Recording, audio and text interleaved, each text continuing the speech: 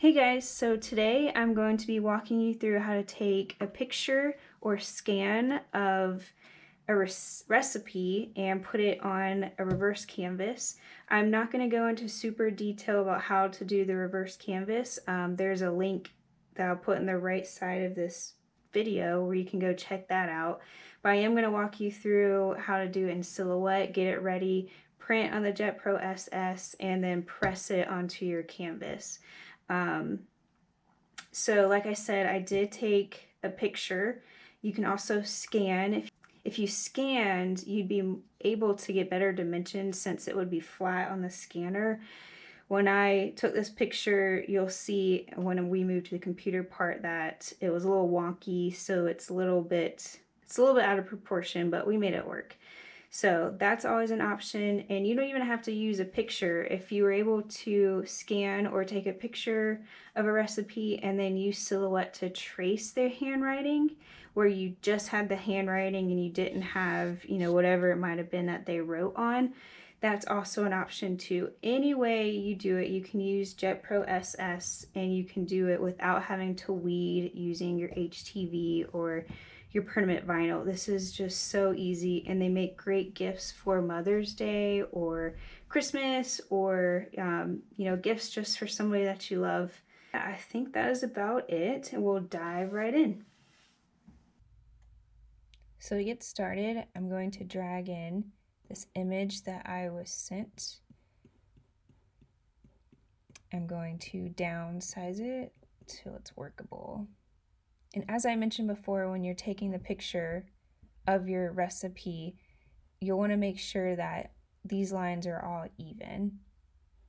So this is a little bit angled and you might be able to see that. Hopefully we can kind of cut that off so it'll give the eye the illusion that it's straight. But just again, that's something to make sure of while you're taking your picture. Okay, so to get rid of this background, I'm going to use my knife tool. I'm going to start out here away from the picture, hold it down so that it stays straight, and pull it across the top of that image where I want it cut and drag it outside of the image so that makes it cut all the way across. I'm going to select my select tool, hit that part, and delete it. And I personally like to rotate this around and continue doing that process.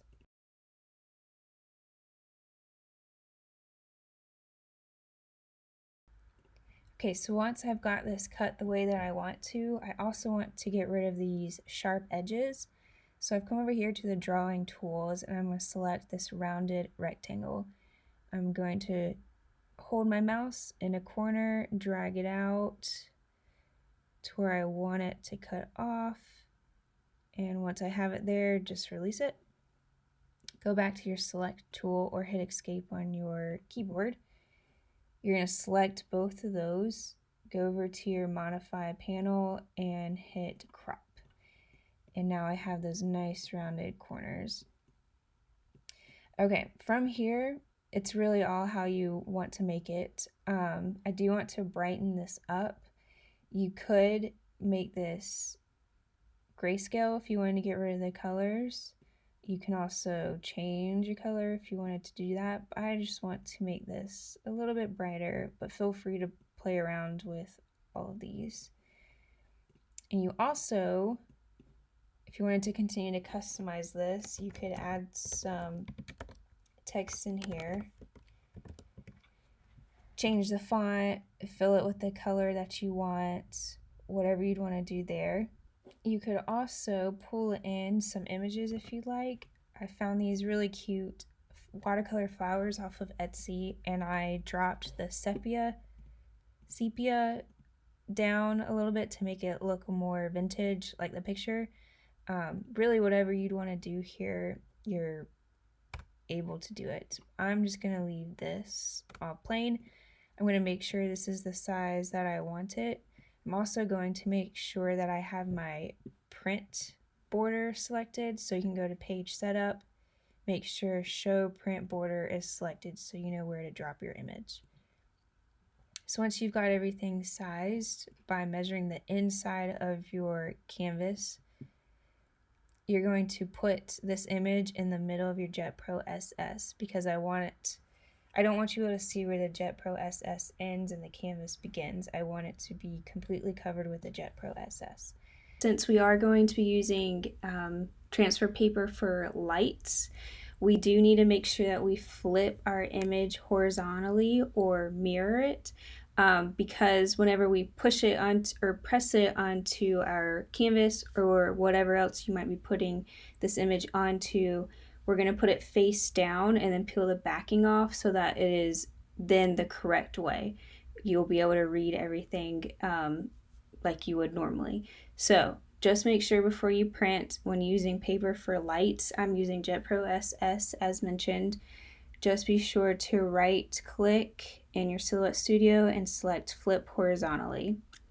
And then from here we will print. So once you're happy with what you're going to print, we'll go to File, Print. Make sure this is on fine printing, and I'm also going to change my quality to high. If you don't have that option, print or photo paper or photo quality is the same thing. So now I'll press print. Okay, so I've got my design printed out. I did end up printing it black and white because I wanted to put it on this frame I'm about to show you in a second. But here's the other one where I did go ahead and press this one, but it was in the colors that you saw on the computer. So anyways, so you've got your design. You will notice that it is still flipped horizontally, which will change once we press it. So you're then going to take your canvas. I got this one from the Dollar Tree.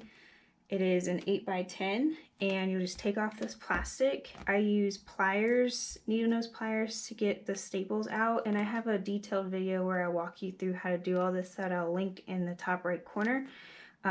So you can go watch that video, and I can keep this one shorter. So once you take the staples off, you're left with the frame and the canvas. So this frame you can leave as is, or you can stain it like I did with these. So this one's more of a brown, this one's more of a black. And by stain, I mean I just took acrylic paint, so black, and then bittersweet chocolate. I probably got these from Hobby Lobby or Michael's. You use a wet wipe to put the paint on, and it gives it that stained look. Also, you can sand these if you'd like. That's just personal preference. Okay, so I've got my heat press up to 380 degrees. So first thing I'm going to do is press my canvas just for 5 seconds to get out any moisture. And now I'm going to take my design. I didn't want to cut around it because it is pretty close, and I don't want the Jet Pro SS to end, the paper to end where I'll be able to see it on the canvas. So I'm just going to kind of eyeball this. You can still see the frame where it was wrapped around the frame. Pull this closer. So I want to make sure that my image is in between this first square, and I'm going to try to get it as centered as I can. We're going to press this for 30 seconds. Okay, so the 30 seconds finished. I'm going to let this cool before I peel off the backing. We call that a cold peel. It just looks better, it leaves more color on, and you'll see in a second. Okay, my paper is now cool, so I'm going to go ahead and grab a corner and peel. And if it tears a little bit, it's okay. Just try to find another area where you can peel off the paper.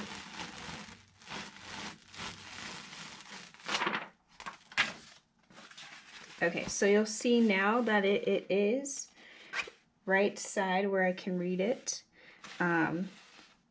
Cool, so we're going to press this one more time just for longevity purposes, but before I press it this time, I'm taking a piece of parchment paper.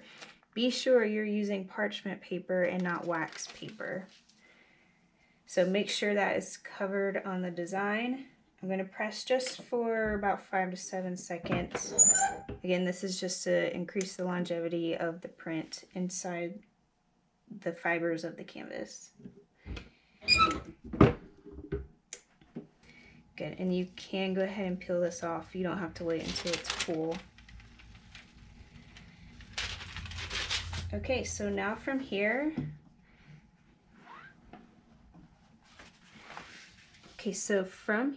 we're ready to add our canvas. So I'm going to use the one where I did the darker grayish look. And we do need a print around, we need a cut around the image. So I'm just going to cut where you could see that box loosely where it was wrapped around your canvas. Just going to cut, and it does not need to be perfect because we're going to be putting that behind the canvas. But do make sure it stretches over your canvas. I would trace the outside over here. Again, I go through this in that other tutorial. Trace the outside and I cut loosely inside of it. So once I do that, I will pop back on and show you what this looks like. Okay, and here are these two images. And just to show you a little bit closer, super cute. And I go through that video how to hang these. I will probably be using removable Velcro just to put in the back. And then you can put the Velcro on the wall where you want it and just stick it up there. So super easy. And again, check out that video where I go into more detail about how to make the reverse canvases because I just brushed over it. So let me know if you have any questions and hope you guys enjoyed.